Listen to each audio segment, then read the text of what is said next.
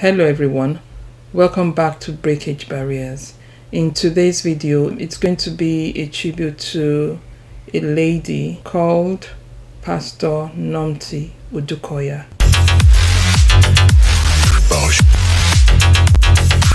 It's all about humanity. So Pastor Nomthi Odukoya was the second wife of Pastor Taiwo Odukoya. Pastor Taiwo was once married to Pastor Bimbo Odukoya, who was involved in a plane crash.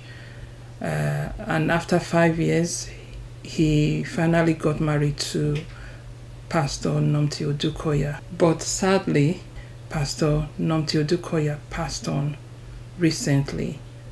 And I just wanted to listen to the tribute that was given to her by her stepdaughter, and at the same time to send condolences to the families of the Odukoyas and Pastor Nomthi's as well. Have a listen. Good evening, church.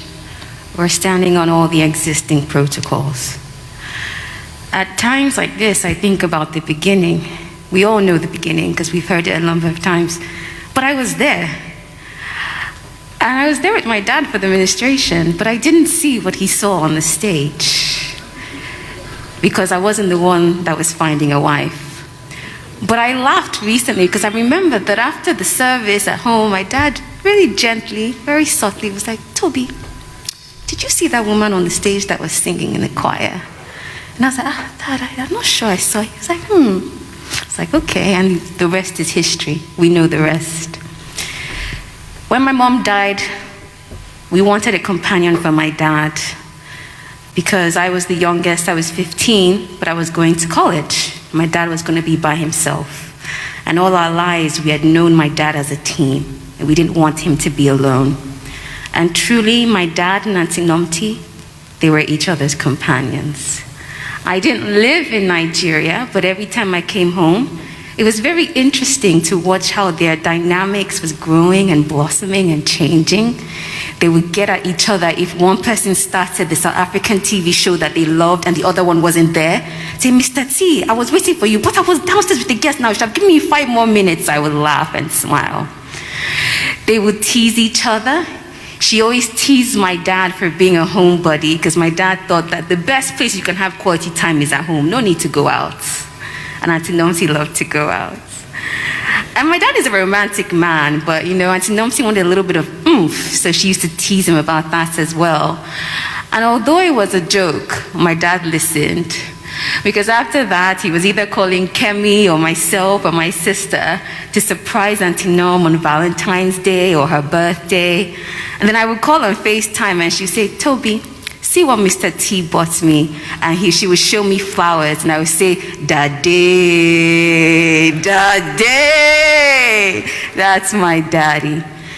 And even when she was in London, before she knew she needed something, my dad would have called me and told me, "Toby, please, I need you to go and meet Pastor Nomthi and do this and that and that and that."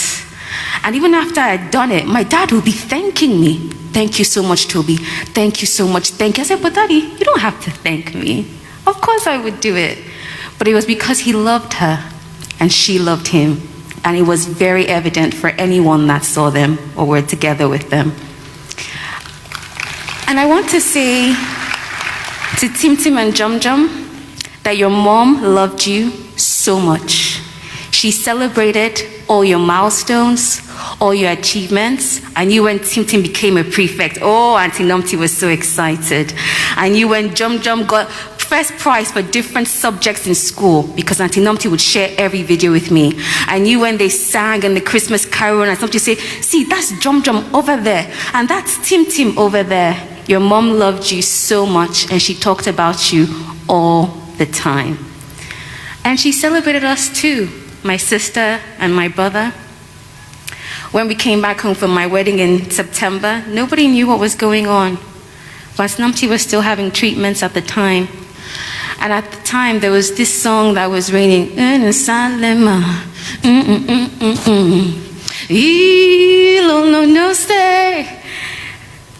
although I'm young, I'm finding it hard to keep up with all the dances now. And so we were talking about the song, and Sandra was saying, it's actually a Christian song. I was like, oh, wow, I didn't know that.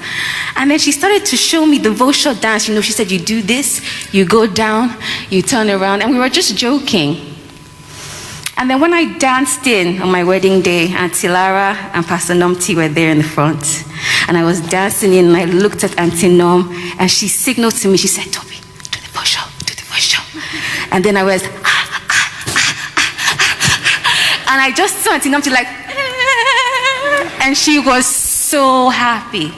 So happy. And if you look at my wedding pictures, all you see is Auntie Nomthi and myself dancing, because that was who she was.